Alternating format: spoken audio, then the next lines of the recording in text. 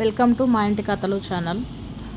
ఈరోజు వచ్చి శివరాత్రి వ్లాగ్ పెడతా అన్నాను కదండి. శివరాత్రి వ్లాగ్ అప్లోడ్ చేస్తున్నా. ఫస్ట్ స్టార్టింగే వచ్చి మార్నింగ్ పూజ, మార్నింగ్ ఈవినింగ్ 2 సార్లు చేసుకున్నాం పూజ. ఇది వచ్చి మార్నింగ్ పూజ. దేవుడికి ఫుల్గా అలంకరించుకొని ఆల్రెడీ ప్రిపరేషన్స్లో చూపించున్నాం కదా, పూలు అవి పెట్టేస్తున్నాము. ఇంకా పూజ సామాన్లు కూడా నీట్గా వాష్ చేసి బొట్లు పెట్టి ఇంకా పూలతో అంతా అలంకరించి, మేము కట్టిన సంపంగి మాల చూస్తున్నారు కదా, దాంతో కూడా అలంకరించుకొని టెంకాయ కొట్టేసి మార్నింగ్ పూజ ముగించుకున్నాము.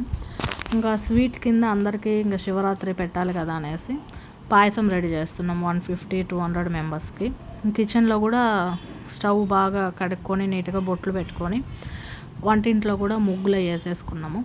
పాయసం వచ్చి రెడీ చేస్తున్నామండి. పెద్ద దబర పెట్టేసుకొని దానికి తగ్గట్టు ఎసురు నీళ్లు పోసుకొని దాంట్లో సబ్బీము నెయ్యి, అంటే అతుక్కోకుండా సబ్బీం అయ్యి నెయ్యి వేసేసి సబ్బీం బాగా కలిపినాం. ఇంకా అది ఉడకాలి కదా, సబ్బీం కొంచెం ఉడకాలి కాబట్టి ఈలోపు ఇంకొక కడాయి పెట్టేసుకొని దాంట్లో నెయ్యి వేసి జీడిపప్పు కిస్మిస్ అవి ఫ్రై చేసేసుకొని దాంట్లోనే అలాగే సేమియా, ఆల్రెడీ రోస్టెడ్ సేమియానే అది, కానీ ఎందుకో రోస్టెడ్ సేమియా అయినా కూడా ఇంకొకసారి రోస్ట్ చేయాలనిపిస్తుంది మాకు, పచ్చి వాసన వస్తుందేమో అనేసి.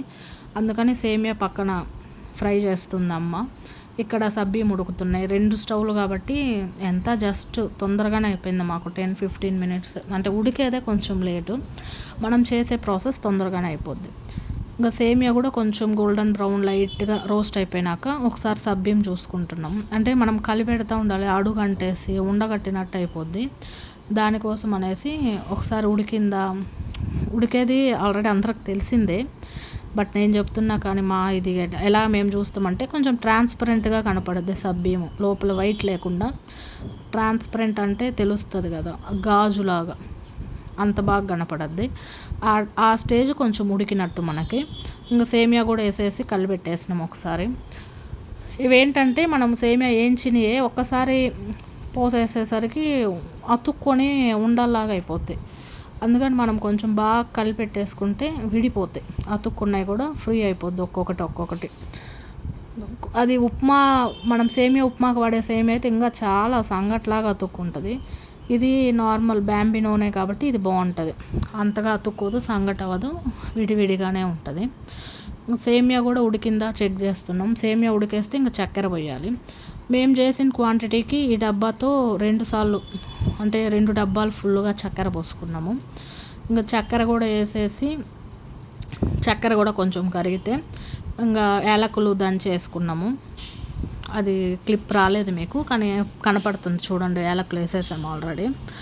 ఇంకా యాలకులు కూడా వేసేసినాక పచ్చి కొబ్బరి వచ్చి చిన్న చిన్న పీసెస్గా చేసుకున్నాం. అంటే కొంచెం టేస్ట్ బాగుంటుంది, మనం నమిలేటప్పుడు నోటికి తగులుతాయి బయటలాగా బాగా అనేసి పచ్చి కొబ్బరి ముక్కలు కోసేసేసుకొని ఇంకా ఆపేసుకున్నాం పాయసం అక్కడితో. పాలు విడిగా కాగబెట్టి పెట్టుకున్నాము, కొంచెం చల్లారాక పాలు పోసి కలిపేద్దాం అనేసి. ఇంకా ఈరోజు సాయంత్రం పూజ. ఇది అమ్మ వచ్చి నార్మల్ శనివారం పిండి దీపాలు చేస్తే చూపించున్నా కదా, అదే మెథడ్లో ఒకే దీపంలాగా పెద్దది చేసి, అంటే శివయ్యకి అనేసి.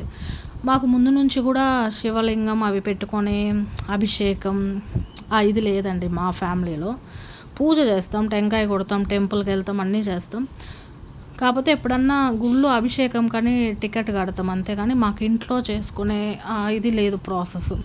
కాబట్టి మేమే ఒక పిండి దీపం లాగా చేసుకొని దానికి శివుడికి పెట్టినట్టు బొట్లు అవి పెట్టి, ఇంకా ఆయనే శివయ్య, ఆ పిండి దీపంలోనే శివయ్య కొలువు తీరినట్టు మేము అనుకొని పూజ చేసుకున్నాము.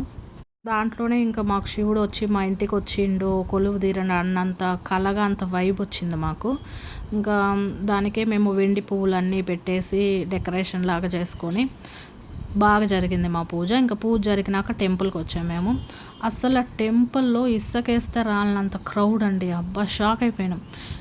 అంటే ఇయర్లీ ఈ టెంపులే వస్తాం, దగ్గర మాకు శివ టెంపుల్ ఇదే కాబట్టి అసలు ఎంత క్రౌడు. ఒక 3 o'clock నుంచే లైను. నేను వచ్చి ముందే వెళ్ళేసి వచ్చేసాను, 3 o'clock 4 o'clock ఆ మధ్యలో బాబుని తీసుకొని పొద్దుకు కొద్దీ మళ్ళీ క్రౌడ్ ఉంటారేమో అనేసి. అమ్మ వచ్చి 8 o'clock వెళ్ళింది, నైట్ కొంచెం టైం స్పెండ్ చేసి వద్దాము ప్రశాంతంగానే. టెంపుల్లో వచ్చి ఇలా కల్చరల్ ఈవెంట్స్ జరుగుతున్నాయి, ఫుల్ నైట్ అంతా జాగారం ఉంటారంట వాళ్ళు. టెంపుల్లోనే ఉంటే ఇలాంటి ప్రోగ్రామ్స్ చాలా కండక్ట్ చేశారు టెంపుల్ వాళ్ళు, చాలా బాగున్నాయి. అన్ని శివయ్య పాటలకి బాగా ఊపు వస్తుందన్నమాట. ఆ టెంపుల్కి మనం వెళ్ళి ఆ పాటలు వింటుంటే లైవ్లో స్పీకర్లు పెట్టి చాలా బాగుండింది. మేము వెళ్ళినప్పుడు కూడా సేమ్ గ్రూపులుగా చాలా గ్రూప్స్ ఉన్నాయి. వాళ్ళు మొత్తం పార్టిసిపేట్ చేస్తున్నారు చూసాము. ఇంకా వీళ్ళ కల్చరల్ ఈవెంట్స్ ఇవన్నీ జరుగుతుంది. ఇంకా ఇక్కడ చైర్స్ అవి వేసేసారు కూర్చొని చూడడానికి. మరి నిలబడి కాలు నొప్పులు కదా, నైట్ అంతా ఉండే వాళ్ళకి చైర్స్ అన్నీ వేసేసి అక్కడే ప్రసాదాలన్నీ కూడా చాలా డిస్ట్రిబ్యూట్ చేస్తున్నారు. చాలా అమౌంట్గా తెచ్చారు ఈసారి. ఇంకా గుళ్ళో ఇలాగే చూసుకొని మేము కూడా టెంకాయ కొట్టుకొని దీపాలు పెట్టేసుకొని అన్నీ చేసేసుకొని ఇంకా రిటర్న్ అయ్యాము. ఇక్కడ అభిషేకం మీకు చూపిస్తా చూడండి. అంటే మాకు లైవ్లో చూడలేదు, నేరుగా చాలా క్రౌడు స్క్రీన్ లాగా పెట్టేసి బయట వాళ్ళకి కనపడుతున్నది. సో దాంట్లోనే కొంచెం క్యాప్చర్ చేశాను నేను. అభిషేకం వస్తుంది. ఇంకా ఇప్పుడు వచ్చేదానికి వచ్చి మా అమ్మ అభిషేకం గురించి అని ఒక సాంగ్ పాడారు, వినండి. ఆ సాంగ్ అలాగే పెడతా, కొంచెం చూడండి. ఇంతవరకు వీడియో ఎండ్ అండి. Thanks for the sharing. Thank you for the watching.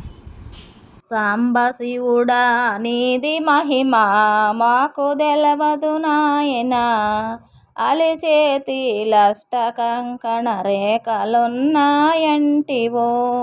ఆవు పాలు మేము తెచ్చి మీకు పూజలు చేసితే, ఆవు పాలకు లేగదోడ వెంగెలాయేనంటివో.